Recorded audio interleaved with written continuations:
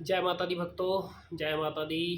जय मां मदान वाली, जय मां पटियाले वाली, जय मां कलकत्ते वाली, जय मां भद्रकाली, जय मां शेरा वाली, जय बाबा बालकनाथ, जय पीरां दी, जय गुरुदेव, जय गुरुदेव।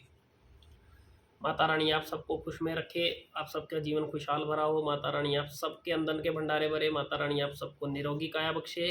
माता रानी आप सबकी जय जयकार कराए, सब बच्चों की जय जयकार हो, सब भक्तों की जय जयकार हो। माता रानी के डंके बजते रहें, जय जयकार करा के रखे माता रानी सब बच्चों की। आज इस वीडियो में मैं भक्तों आपको बताऊंगा कि आपको जप के समय पर गंदे विचार क्यों आते हैं, और आपको ये गंदे विचार किस लिए आते हैं, और क्यों आपको ये गंदी गंदी चीज़ें उस समय पर दिखाई देती हैं। ये सब बताने से पहले मैं आप सबको आपका हाल बता दूं कि आप सब क्या महसूस करते हो उस समय पे। जब भी आपको ये गंदे विचार आते हैं तो आप सब चिंता में पड़ जाते हो। फिर आप सोचते हो कि हमारे साथ ऐसा हो रहा है तो ये क्यों हो रहा है, कि हम जब भगवान के जप के ऊपर बैठे हैं, जब हम माँ का जप कर रहे हैं, जब हम किसी पीर फकीर का जप कर रहे हैं, तो हमारे साथ ऐसा क्यों हो रहा है। इस चक्कर में आप फिर भटकते हो। फिर आप 4 दिन जप करते हो, फिर आप करना छोड़ देते हो, क्योंकि आपको विश्वास नहीं रह जाता कि मेरे साथ कुछ ऐसा हो रहा है, कि जिस वजह से आप उस चीज़ को एक्सेप्ट नहीं कर पाते, और आप जगह जगह पूछने लग जाते हो कि मेरे साथ ऐसा क्यों होता है। कुछ भक्त होते हैं जो आपको सीधा रास्ता दिखा देते हैं, और कुछ होते हैं कि जो फिर आपको उसी धारणाओं पे कुछ ना कुछ ऐसा बताकर फिर एक से बढ़कर एक उपाय करते हैं, या फिर एक से एक टोटके बताते हैं, या फिर एक से एक आपके ऊपर से सैनिक उतारते हैं। फिर आप उन्हीं भव सागरों में फंसकर फिर रह जाते हो, और फिर आप जब तब से दूर होते चले जाते हो। इस चीज़ से पार पाने के लिए मैं आज आपको ये वीडियो बनाकर दे रहा हूँ, ताकि आप सबको पता लगे कि ऐसा क्यों होता है। ऐसा होने के काफ़ी कारण हैं, और सबसे पहला कारण तो यही है कि कुछ बच्चे जब जब करने लगते हैं तो जैसे उनका समय कुछ बीतना शुरू होता है, तो ये समझ लो कि एक पौध लगने के बराबर होता है। जैसे ही एक नया बच्चा जब तब के अंदर उतरता है, एक पौध लगने के बराबर है, और वो पौध लगती है तो उस समय पे उस बच्चे को रोकने के लिए, जब वो बच्चा जब पर बैठता है तो आसपास नेगेटिविटी का जोर होता है। ये ज़रूरी नहीं है कि वो नेगेटिविटी आपकी हो, वो नेगेटिविटी कोई भी हो सकती है। जब आप किसी जप को करोगे, जब आपकी तरंगे आसपास फैलेंगी, तो कोई भी चीज़ उठ कर आ जाती है, और वो आपको इन चीज़ों से उठाने के लिए दूर करने की कोशिश करती है। क्योंकि जब कोई इंसान सच्चे मन से भगवान के साथ अपनी लय लगाता है, तो फिर उसके आसपास का जितना भी स्थान होता है, रकबा होता है, वो एक हिसाब का किलित होना शुरू हो जाता है। क्योंकि वो बच्चा जब जब जब करेगा तो वो जब से जो भी आसपास की चीज़ें हैं वो उठेंगी। तो तब वो उसके पास जब पहुंचती है तो उस बच्चे को नेगेटिविटी के कारण फिर वो बहुत सब कुछ दिखाई देता है। दिखाई देने के बाद वो समझ नहीं पाता, लेकिन ये चीज़ हर किसी के साथ होती है।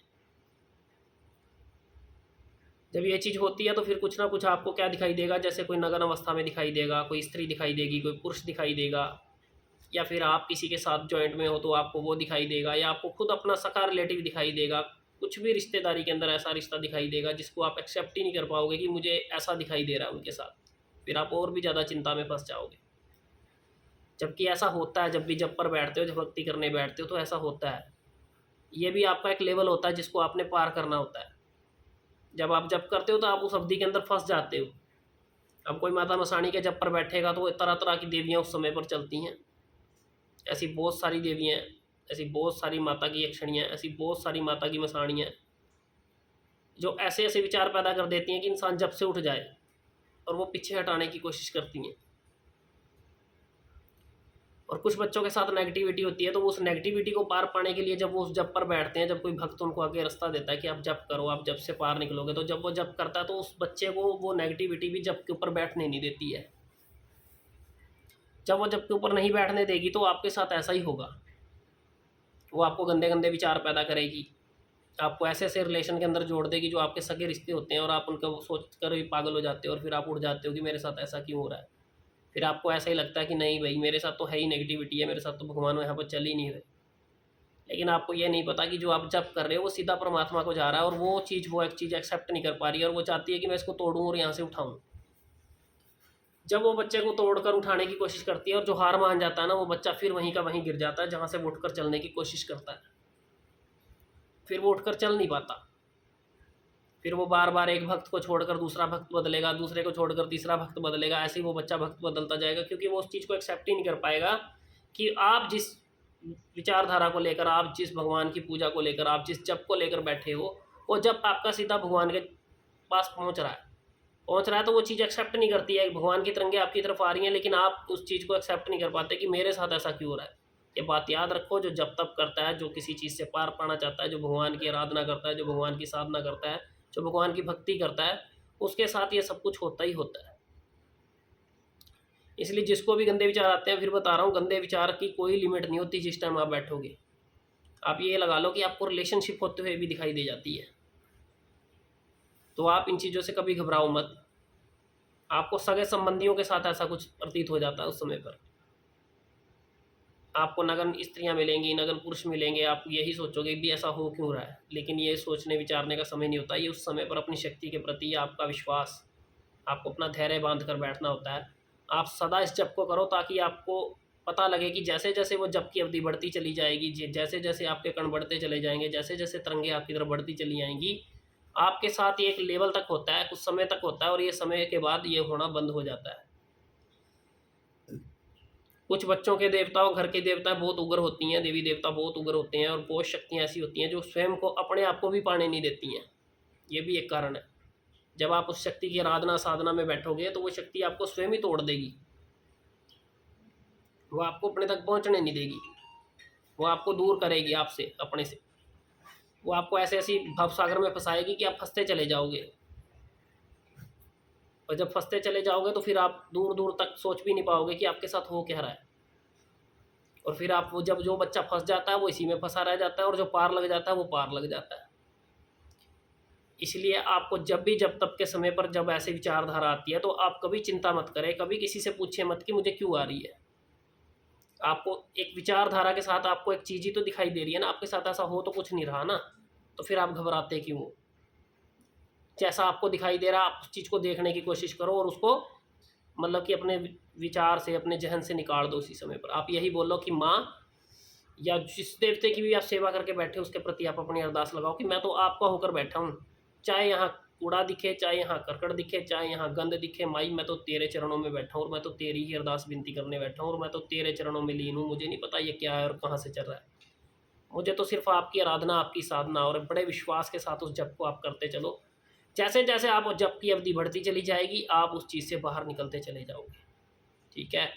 और कुछ कुछ के साथ ऐसा होता है कि एक स्टेज होती है, एक एज की स्टेज होती है। तो जब एज की स्टेज होती है तो बच्चा दोनों साइड होता है। एक साइड वो जब तप में लीन होता है, और दूसरी साइड उसकी खुद की विचारधाराएं दूसरी साइड होती हैं। तो जब वो विचारधाराएं दूसरी साइड होती हैं, या वो कहीं अटैच होता है, या सारा दिन वहाँ बात करता है, और भगवान के साथ भी जुड़ा और वहाँ भी जुड़ा, और फिर वो वहाँ पे बातचीत करते हैं, सारा दिन बातचीत करते हैं, तो फिर सारा दिन क्या क्या बातें होती हैं, ये इनकी कोई लिमिट नहीं होती। तो जब उस समय पे भी वो बच्चा जब पर बैठेगा ना, तो जब पर बैठने के बाद भी वो बैठा जब पर होगा, लेकिन होगा उसी इंसान के पास जहाँ वो उसकी विचारधारा लगी हुई है, जहाँ वो बात करता है, जहाँ वो चलता है। तो उस समय पे भी वो चीज़ें उसके सामने वो जब करने नहीं देती हैं। तो वो वही चीज़ को उठा कर लाती हैं जिस चीज़ में वो बच्चा कमज़ोर होता है, जहाँ से उसको पीछे हटा सकती है शक्ति या नेगेटिविटी, जो भी होता है उस समय पर काम कर रहा होता है। लेकिन इस चीज़ों में घबराने की बात नहीं होती। जो आपकी कमजोरी है वो तो उठाकर वो सामने लेकर आएगी, ताकि आप वहाँ से उठ सको, ताकि आपका ध्यान उनकी तरफ ना जाए जो इनको आप पाना चाहते हो। अगर आप बैठे हो, अगर जब तक आपका पक्का है, अगर आपका विश्वास पक्का है, अगर आप उनके प्रति अपनी पूरी श्रद्धा भाव से बैठे हो, तो ये चीज़ें कुछ समय तक चलती हैं और उसके बाद बंद हो जाती हैं। तो इसलिए इस चीज़ के लिए मत घबराओ कि आपके पास नेगेटिविटी आ गई है, आप जाप कर रहे हो तो आपको नेगेटिविटी करने नहीं दे रही है, तो मत करने दे। लेकिन अगर आपका विश्वास पक्का, तो वो जब तक में आप पक्का पार पाओगे, आपको कोई रोक नहीं सकता। और जितना आप इस चीज़ को लेकर भटकोगे, जितना आप किसी को पूछोगे, अलग अलग तरीके से हर कोई बताएगा, और अलग अलग तरीके से आपके पैसे खर्चवाएगा, और हर अलग तरीके से आपसे वो टोट के करवाएगा, सैनिक उतरवाएगा, कोई आपसे कुछ भी करवाए। लेकिन इन चीज़ों को कोई रोक नहीं पाता। ये जब तब का एक, ये लगा लो कि अहम हिस्सा है। जब तब करोगे तो ये चीज़ें आपके साथ होंगी। ये आपके लेवल हैं उस समय की। और ये होता किन के साथ है, ये जब आप जब करते हुए आपको साल तो नहीं कह सकते, जब महीने, 2 महीने, 4 महीने आपके निकल जाते हैं, तब ये चीज़ें होनी शुरू होती हैं। और कई बच्चों को ये सालों के बाद होना शुरू होता है। जब वो भगवान के बिल्कुल करीब होते हैं, तब उनकी विचारधाराएं तोड़ने की कोशिश की जाती है, तब उनको पीछे हटाने की कोशिश करता है देवता, अपने तक पहुंचने नहीं देता। साथ की जो शक्तियां चल रही होती हैं वो उनको पहुंचने नहीं देती हैं। कुछ बच्चे वहां जाकर टूट जाते हैं। तो इसलिए जिसके साथ किसी भी समय पे हो, वो इस चीज़ों को इग्नोर करें, इससे टूटे मत और अपने जब तक पर पूरा ध्यान दें, भगवान के प्रति अपनी श्रद्धा भाव बनाकर रखें। कभी मत घबराए कि मेरे साथ ऐसा हो रहा है, ये भी एक भक्ति भाव का ही हिस्सा है। आप इस हिस्से को एक्सेप्ट करें और इस जब तक को पूर्णतः अपने जीवन में उतारें और इस जब तक को पूरा करें। कभी मत घबराएं इन चीज़ों को लेकर, यह सच में ही आपके जीवन का ही एक पूर्णतः हिस्सा है। इसको स्वीकार करके चलो भक्ति लाइन के अंदर, ठीक है। क्योंकि जहाँ अच्छाई होती है वहाँ बुराई साथ साथ चलती है, और जहाँ बुराई होती है वहाँ अच्छाई साथ साथ चलती है। जैसे धूप छाँव, सुबह दिन रात, ये सब चीज़ें बनी हुई हैं, ऐसे ही अच्छाई बुराई है वो साथ साथ ही चलेगी, ठीक है। तो इसी बात के साथ मैं आप सबको ये बात बताते हुए आप सबको बोलता हूँ, जय माता दी, जय महाकाली, जय माँ कलकत्ते वाली, जय माँ पटियाले वाली, जय माँ भद्रकाली, जय माँ शेरा वाली, जय माँ मदान वाली, जय बाबा बालकनाथ, जय पीरां दी, जय गुरुदेव, जय गुरुदेव, जय गुरुदेव, जय माता दी। आप सभी बच्चों को जय जयकार कराए माँ आपकी।